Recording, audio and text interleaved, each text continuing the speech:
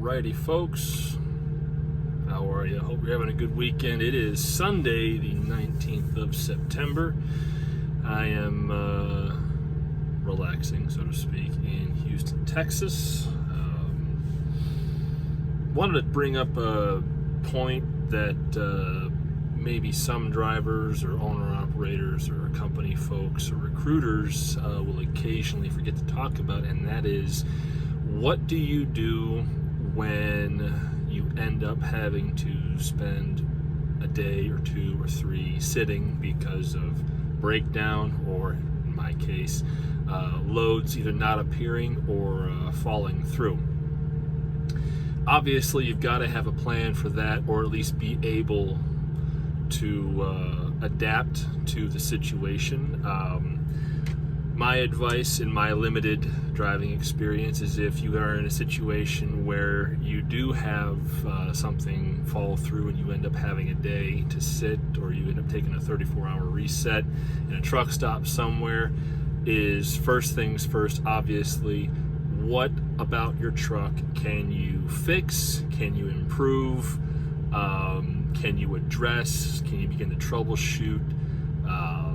Things like that. What kind of maintenance can you get done, whether it's just organizing your truck, as I did a little bit of that yesterday afternoon. Cleaned out some stuff, threw some stuff out, got rid of some junk that just been kind of collecting in my truck a little bit, reorganized my baggage a little bit as well, make it a little more efficient.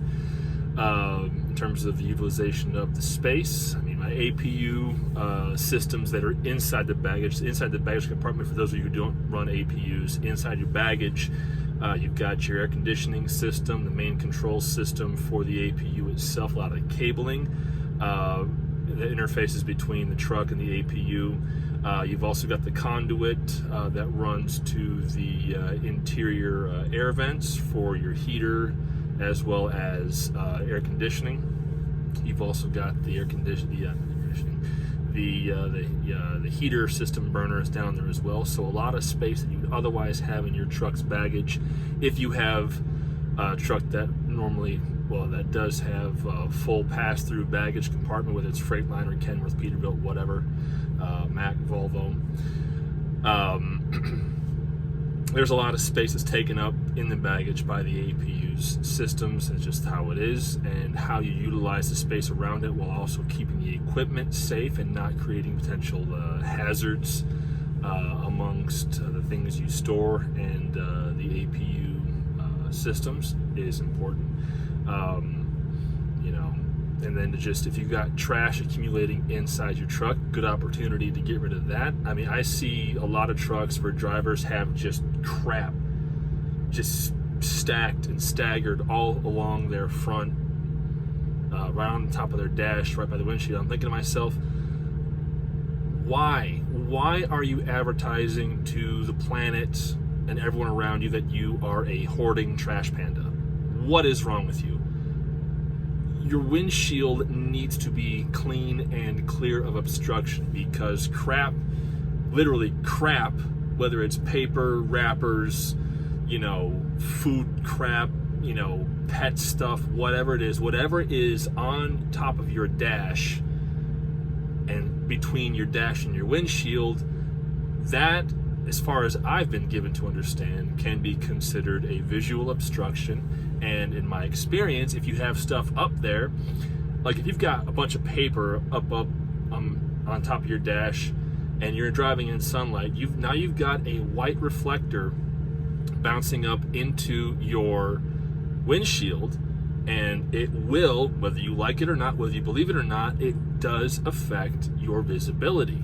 And if you get into an accident, and DOT, police, whether it's local officers, county officers, sheriff's department, or state police, if they have, when they come to investigate the scene and they see your windshield full of stuff, automatically truckers are going to be considered at fault first until proven innocent of a given situation, which is why we all should be running dash cams. If you're not, I'm running one dash cam. I should probably run a couple more in different places, but still, if you have an obstruction, whether it's small, medium, or large, you're giving DOT an opportunity to give you a ticket or assign fault to you in an accident. At least that's what I've been given to understand. That's how I was trained, and that's just how I operate. My dash is always going to be clean and clear of obstruction. In fact, looking at my dash right now, the only equipment of any sort that is above my dash in any capacity, I've got my cell phone holder bracket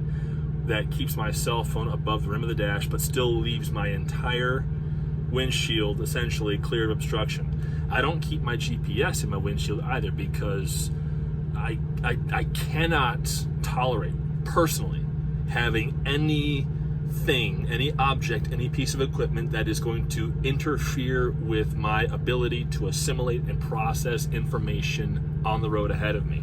My GPS and my ELD tablet are both beneath my dash level, mounted in an empty spot where otherwise would have been the Kenworth navigation screen, the Kenworth computer, or the bonus gauge cluster. If you have the truck package where you have the navigation system already built in, you've got, if you're looking forward, you've got on this side, you've got your 6-pack gauges, and then you've got the Kenworth computer. I've got 4 gauges on that side, and then I've got an empty spot there. So I made up a bracket, and I mounted my ELD and my GPS in that space, keeping them below the windshield, out of the dash, leaving my entire windshield clean and clear, and reducing any opportunity for DOT to give me any kind of ticket or any kind of grief about stuff I have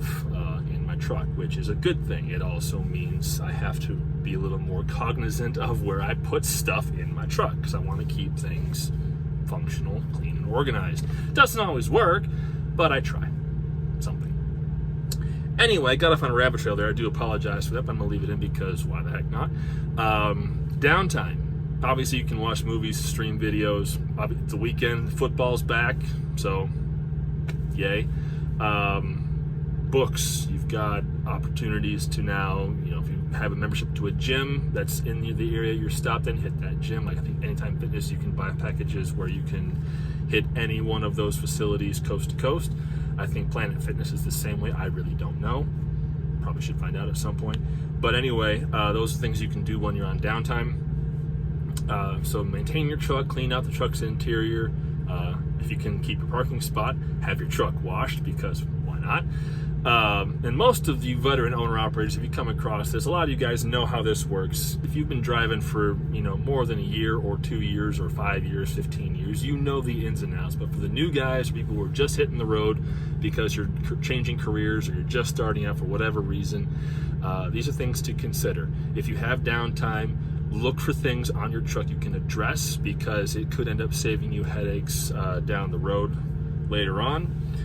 Especially when it comes to things like tire repairs, getting air lines checked and replaced if you have any issues with those, oil change, engine lube service, things of that nature, filters, transmission fluid checks, stuff that you otherwise would not be able to do by yourself during a pre-trip inspection.